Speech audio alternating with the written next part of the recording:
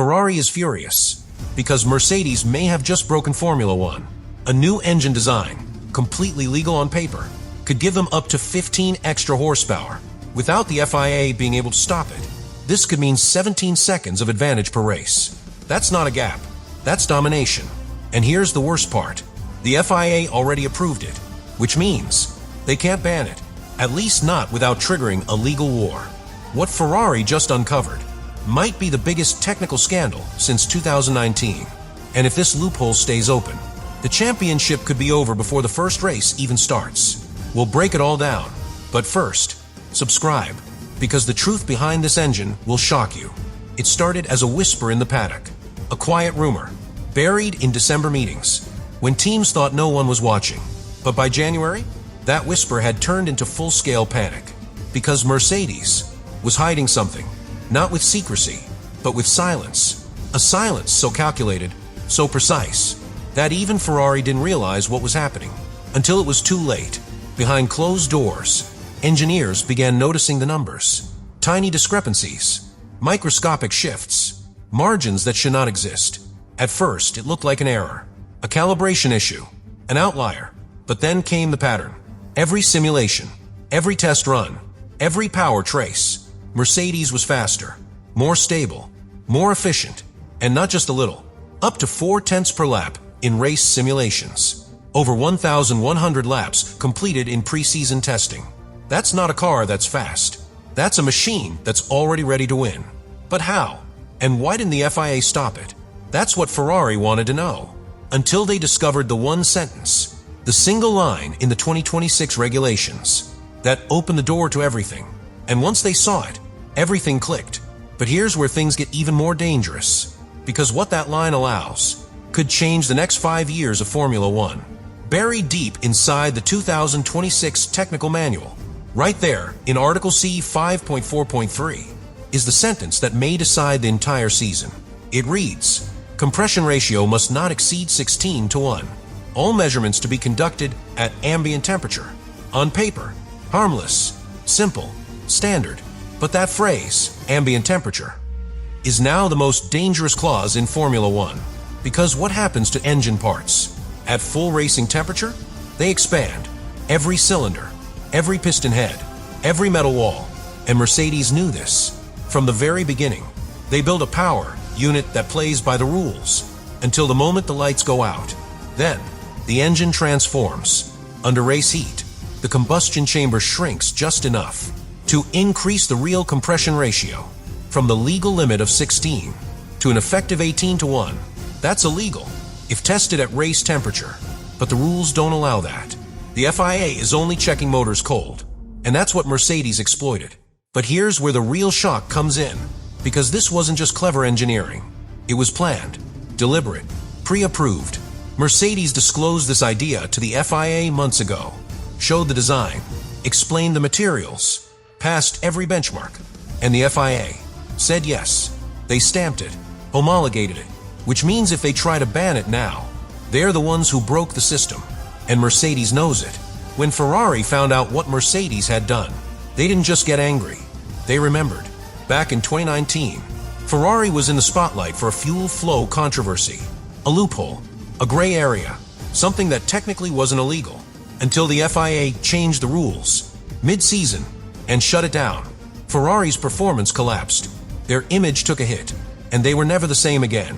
No proof, no official penalty, but the message was clear. Play in the gray zone and you will be punished. So now, as they watch Mercedes use a thermal loophole, that gives them up to 15 extra horsepower, and the FIA says it's fine, Ferrari sees something different. Not innovation, not brilliance, but double standards. And this time, they're not going to let it slide. Behind closed doors, Scuderia leadership is furious. Formal complaints have already been submitted. Private meetings have already happened. Legal options? Already under review. This is not about just one engine. It's about fairness. Because in Ferrari's view, if they were punished for bending the rules, why does Mercedes get rewarded? And that's when the whispers started. The meetings between Ferrari, Honda, and Audi. An alliance. 3 engine manufacturers with one common goal: stop Mercedes before the first race. But here's where it gets terrifying. Because what Ferrari fears most is not the legality of the engine. It's what happens if the FIA does nothing. If the loophole stands, and that engine hits the track in Bahrain, then it's over. The Fédération Internationale de l'Automobile is supposed to be the referee. Neutral, fair, unshakable. But right now, they are caught between two fires. On one side, Mercedes has presented a case so clean, so well documented, that it's almost bulletproof. From day one, they told the FIA what they were doing, how the engine would behave, how the parts would expand, and the FIA approved it, not under pressure, not in a rush. They reviewed the data, inspected the components, and declared it legal, publicly. Now here's the problem.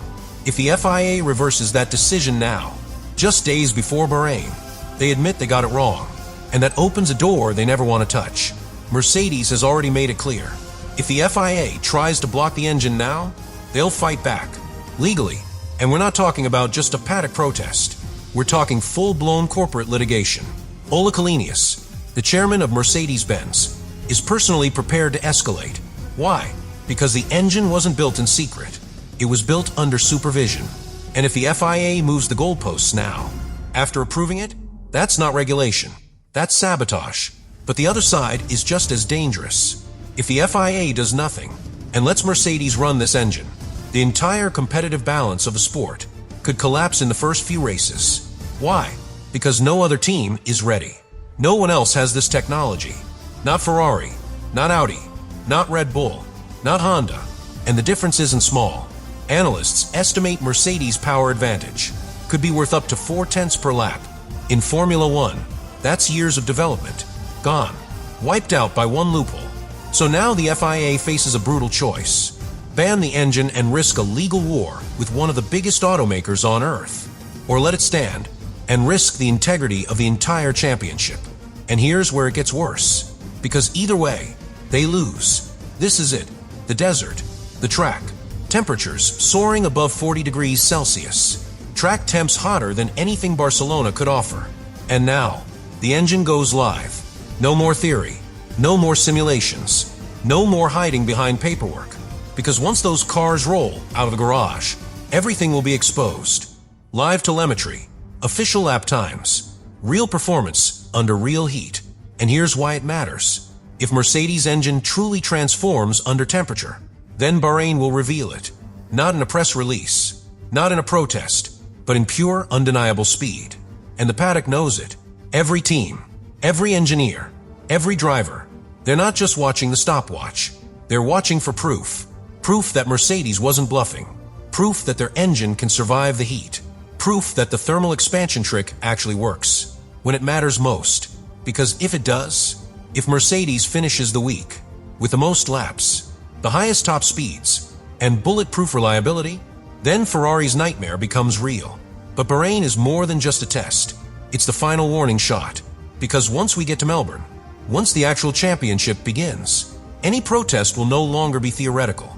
Ferrari, Honda, and Audi are already preparing documentation. They are waiting for the data, waiting for Bahrain to give them the numbers. They need to take action. One dominant test result from Mercedes, and the protest will be filed before the checkered flag even drops in Australia. And if that happens, we're not just talking about drama. We're talking about a sport on the edge of civil war. Because Mercedes won't back down, Ferrari won't let go, and the FIA might be forced to pick a side in front of the entire world.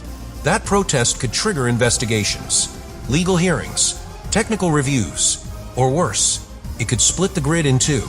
But there's still one question nobody can answer. What if the protest fails? What if the FIA, after everything, still says the engine is legal? What then? What happens to the teams without that power? What happens to a championship where half the grid starts with a 15 horsepower deficit? What happens if the race is already lost? Before the lights even go out, Mercedes thought they had control. But in 2026, they made a decision that could come back to haunt them. They gave their engine to 3 other teams, Williams, Alpine, and McLaren. And that changes everything, because McLaren isn't just a customer. They're the defending double world champions. They beat Red Bull. They beat Ferrari. And yes, they beat Mercedes, with Mercedes' own power unit, twice. And now, they've got the upgraded version, This is no ordinary supplier-client relationship. It's a ticking time bomb.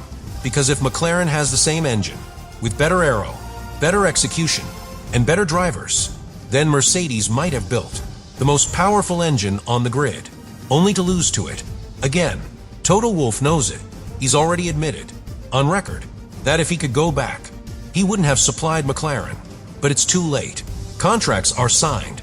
Engines are shipped. The grid is locked in. And that means Bahrain isn't just about Mercedes versus Ferrari. It's Mercedes versus everyone. Even Mercedes. McLaren isn't the only threat. Williams may be rebuilding, but they've got something no one else does. A boss who came directly from Mercedes. James Vowles. He knows the systems. He knows the engine. He knows the culture. And now he's using all of that to bring Williams back from the dead. They miss private testing. They're behind on development. But with this engine, they've got a chance to leapfrog the midfield instantly. Then there's Alpine, a factory team that gave up on its own engine just to become a Mercedes customer. It was a bold move, a public surrender. But if the engine is legal and dominant, Alpine might look like geniuses. And if it gets banned, they lose everything, which is why all three client teams have one shared interest: protect the engine, defend the design, keep the advantage alive. But here's the real twist. What if one of these teams wins before Mercedes does? What if McLaren, or even Alpine, takes victory in Bahrain or Melbourne, while Mercedes falls short? What if the engine works, but the factory team can't capitalize? Suddenly, the narrative shifts. Mercedes becomes the creator, but no longer the king. And that kind of embarrassment, in a political war like this, is fatal.